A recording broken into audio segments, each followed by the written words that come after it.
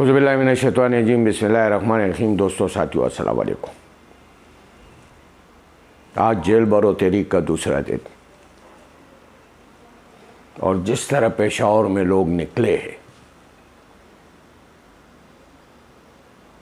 हज़ारों लोग जेल के मेन गेट पर खड़े हैं कि आओ हमें गिरफ्तार करो। ये जो पुलिस की ड्रामा बाजियाँ चल रही है, वो जो एक कोने कांचे में खड़ा होकर ऐलानात करते हैं कि ये अगर आपने गिरफ़्तार होने हैं तो गाड़ी में बैठे। हज़ारों लोग कल भी लाहौर में रोडों के ऊपर थे और आज भी पेशावर के अंदर हज़ारों लोग रोडों पे निकले और पेशावर से सेंट्रल जेल तक जो है उन्होंने मार्च किया है और सेंट्रल जेल के गेट पे पूरी क़यादत के साथ हज़ारों लोग खड़े रहे और पुलिस से कहती रही कि आओ हमें गिरफ़्तार करो। कल लाहौर के अंदर भी इसी तरीके से लोग निकले हुए थे और अपनी गिरफ्तारियां दे रहे थे। बड़ी तनकीद हो रही है कि जी आज जो है ना हाई कोर्ट के अंदर दरख्वास्तें दायर की जा रही है बाज़याबी का, लीडरशिप का, तो ये हमारी आईनी हक है। पाकिस्तान तहरीक इंसाफ की लीडरशिप और वर्करों ने रज़ाकाराना तौर पर गिरफ्तारियां दी है, आपने उसकी मौजूदगी ज़ाहिर करनी है। जो उसका आईनी और इंसानी हक है वो आपने जेलों के अंदर उनको देना है और आपने उसकी मौजूदगी ज़ाहिर करानी है। ये उसकी बुनियादी हक है। उसको अपने घर वालों से मुलाकात कराना और मुलाकात करना उसकी आईनी हक है, ये आपने करानी है। अगर उस गिरफ्तारियों के अंदर कोई बीमार शख्स है और उसको दवाइयों की ज़रूरत पड़ती है तो ये उसके आईनी और इंसानी और बुनियादी हक है कि आपने उसको वो दवाइयाँ पहुँचानी हैं। लेकिन उसके बरक्स गिरफ्तार लीडरशिप की जो है मौजूदगी ज़ाहिर नहीं की जा रही हो जेलों के अंदर, उनकी मुलाकातें नहीं कराई जा रही हो अपने लोगों से, पार्टी जो है पार्टी को इल्म ही नहीं हो कि हमारी लीडरशिप, हमारे वर्कर किस जेल के अंदर जो है वो कैद है। अगर उनको आप अगवा करके कहीं पर रखेंगे और उनके ऊपर तशद्दुद करेंगे और उनकी मौजूदगी ज़ाहिर नहीं करेंगे और इनकी इंसानी और आईनी हुकूक पामाल करेंगे तो यकीनन तहरीक इंसाफ कोर्टों में तो जाएगी। अगर आप किसी की आईनी और इंसानी हुकूक पामाल करोगे और गैर आईनी इक़दामात करोगे तो यकीनन तहरीक इंसाफ पर अदालतों के अंदर तो जाएगी, दरख्वास्तें तो लगाएगी। ये हमने बिल्कुल खुद गिरफ्तारी दी है, लेकिन आपको कोई हक नहीं बनता है रियासत को कि वो उनकी मौजूदगी ज़ाहिर ना करे और उनको जो है यरगमाल बना के रखे और उनको जो है उनके साथ गैर इंसानी सलूक किया जाए। ये हक आपको आइन ने, पाकिस्तान के आइन ने नहीं दिया है। और जिस तरह आज पेशावर के अंदर लोग निकले हैं, हज़ारों में रोडों पर आए हैं अपने आप को गिरफ़्तार कराने के लिए और अपने आप को पेश करने के लिए, जिस तरह लोग निकले हैं तो यकीनन ये एक पैगाम है उन तमाम क़ुव्वतों को जो पाकिस्तान के अंदर आईनी बहरान पैदा करना चाहते हैं, जो पाकिस्तान को अनारकी और इंतशार की तरफ धकेलना चाहते हैं। उन तमाम क़ुव्वतों के लिए पैगाम है कि अब भी वक्त है, अब भी आपके पास वक्त है। जिस तरह लोग जेलों की दीवारों को पलांग कर जेल के अंदर कूद रहे गिरफ्तारी के लिए, इस लम्हात से डरो, इस मरहले से डरो कि लोगों में कितना गुस्सा है आपके ख़िलाफ़, लोगों में कितनी नफ़रत है आपके ख़िलाफ़। अब भी वक्त है कि फ़ैसला कर लो, अपनी गलती को तस्लीम कर लो और इस मुल्क के अंदर साफ़ और शफाफ इलेक्शन कराओ।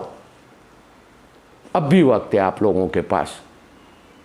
दोस्तों और साथियों, दूसरी तरफ सुप्रीम कोर्ट के अंदर आज से आगाज़ हो गया। 9 जजेस पर मुश्तमिल बेंच ने आज आगाज़ कर दिया और आज चीफ जस्टिस कह रहे हैं कि पाकिस्तान के अंदर, मुल्क के अंदर आईनी बहरान पैदा हो चुका है और यह आईनी बहरान पैदा करने वाले जो अपने आप को जमहूरी पार्टियां कहती है, पीपल पार्टी, मुस्लिम लीग नून, मौलाना फजल रहमान, 13 जमातों पर मुश्तमिल गंदगी का ठोकरा, यह आईनी बहरान इस इम्पोर्टेड हुकूमत और इनके सहूलतकारों ने पैदा किया इस मुल्क के अंदर। आइन में वाज़ेह तौर पर है, वजाहत के साथ है कि असम्बलियों की तहलील होने के बाद 90 दिन के अंदर इलेक्शन कराना है। आइन के अंदर वाज़ेह तौर पर एक वक्त मुकर्रर किया गया है तहलील होने के बाद कि 3 महीनों के अंदर आपने मुल्क के अंदर इलेक्शन कराने। ये ज़िम्मेदारी इलेक्शन कमिश्नर की है, ये ज़िम्मेदारी निगरान सेटअप की है, ये ज़िम्मेदारी मौजूद गवर्नर्स की है सूबों के अंदर, और ये ज़िम्मेदारी जो मुल्क की वफाकी इदारे है, रियासती इदारे है कि उस इलेक्शन को साफ़ और शफाफ बनाने में आईनी ज़िम्मेदारी अदा करे। यह रियासती इदारों की ज़िम्मेदारी है।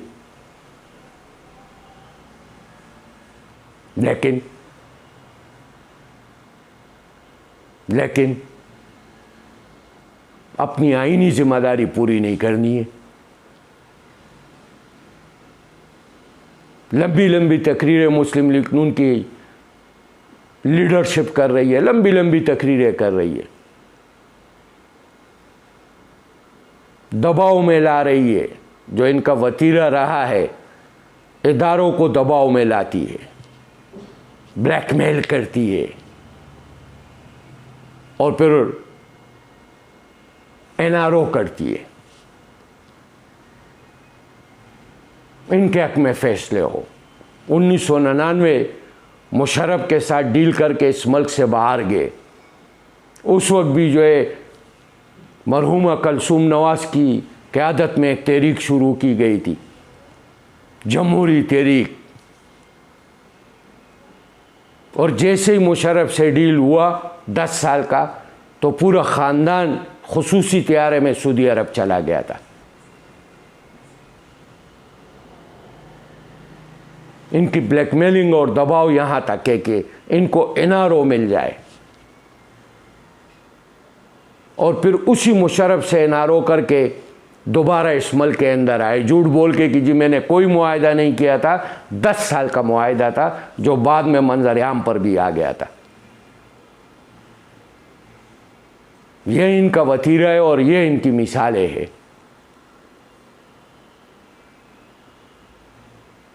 और बाजवा के ख़िलाफ़ भी जो है निकले थे कि मुझे क्यों निकाला, मुझे क्यों निकाला, मुझे क्यों निकाला, वोट को इज़्ज़त दो, वोट को इज़्ज़त दो। और फिर उसी मुशर्रफ के साथ जनरल बाजवा के साथ बैठकर एनआरओ करते रहे।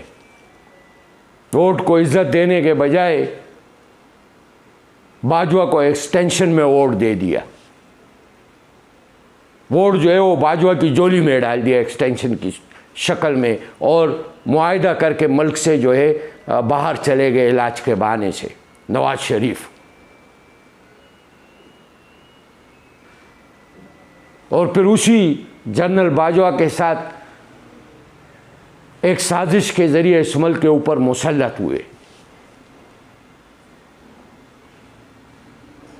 ये ब्लैकमेल, दबाव डालना, ब्लैकमेल करना, वीडियोस बनाना, ऑडियोज़ बनाना, लोगों को ब्लैकमेल करना, ये मुस्लिम लीग नून, शरीफ ख़ानदान और ज़रदारी ख़ानदान का गलीज़ सियासी किरदार रहा है इस मुल्क के अंदर।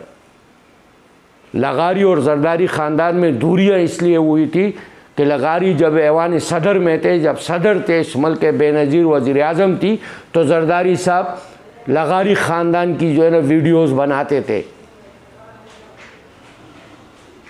उनके बच्चों की वीडियो बनाते थे।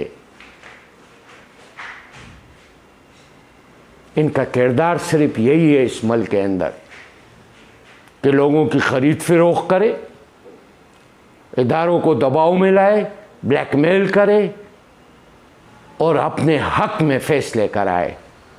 ये है मरियम नवाज़, ये आपकी पार्टी का किरदार रहा है।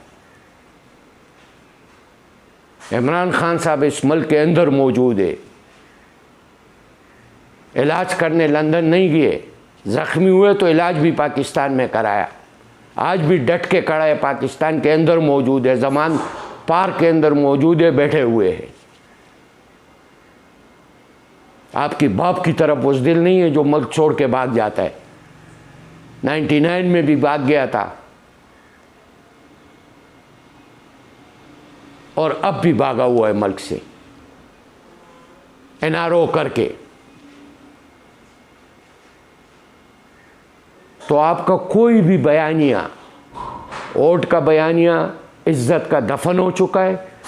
आप मजीद सैकड़ों बयानिया ले आए, इस कौम ने आपकी किसी बयानियों पर तवज्जो नहीं देनी है, क्योंकि कौम आपको पहचान चुकी है। आपके चेहरे से वो लिबादा उतर चुका है और आपका एक गलीज़ चेहरा और आपका एक करप्शन जर्दा चेहरा जो है वो आवाम के सामने आ चुका है। अब आप कुछ भी कर लो, कोई भी बयानिया बना लो, लोगों ने आपके साथ खड़ा नहीं होना है। लोगों ने फैसला कर लिया। इस जेल बरो तहरीक में पाकिस्तानी अवाम का निकलना और ख़ुद अपने आप को गिरफ़्तारी के लिए पेश करना, ये एक पैगाम है आपके लिए और आपके सहूलतकारों के लिए कि कौम फैसला कर चुकी है। कौम खुददारी, आज़ादी और ख़ुद मुख्तियारी की करवट ले रही है। ये आपकी समझ में ये बात नहीं आएगी, क्योंकि आप हमेशा सहूलतकारों के कंधों पर, ज़िया-उल-हक से लेकर कंधों पर बैठकर जो है आप इस मुल्क पे मुसल्लत रहे हैं। आपकी समझ में नहीं आएगी। कौम आज़ादी, खुददारी, खुद मुख्तियारी की करवट ले रही है।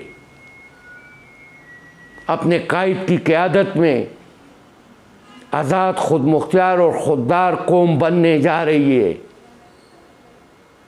वो आपकी किसी भी बयानियों पर जो है ना तवज्जो नहीं देगी और ना आपकी बयानियाँ जो है उनको जो है ना सुनेगी, बल्कि वो फैसला कर चुकी है।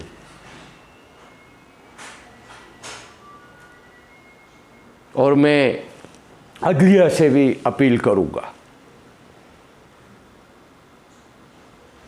कि नज़रिया ज़रूरत को मुस्तकिल बुनियादों पर दफन करना होगा। ये जो नज़रिया ज़रूरत कहते हैं हमारे मुल्क के अंदर फ़ैसले होते, इसने बहुत बड़ा नुकसान दिया इस मुल्क को।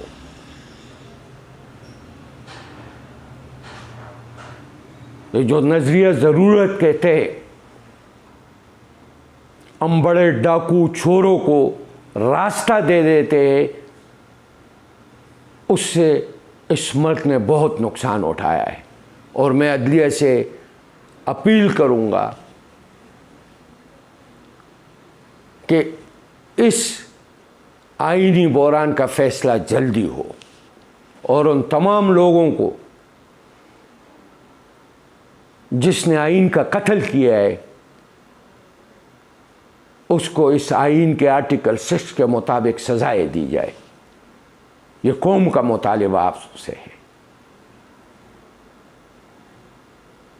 इस मुल्क को एक सोचे समझे मंसूबे कहते हैं, बैनुल-अक़वामी क़ुव्वतों के साथ मिलकर तबाही, बर्बादी, अनारकी और इंतशार की तरफ धकेलना चाहते।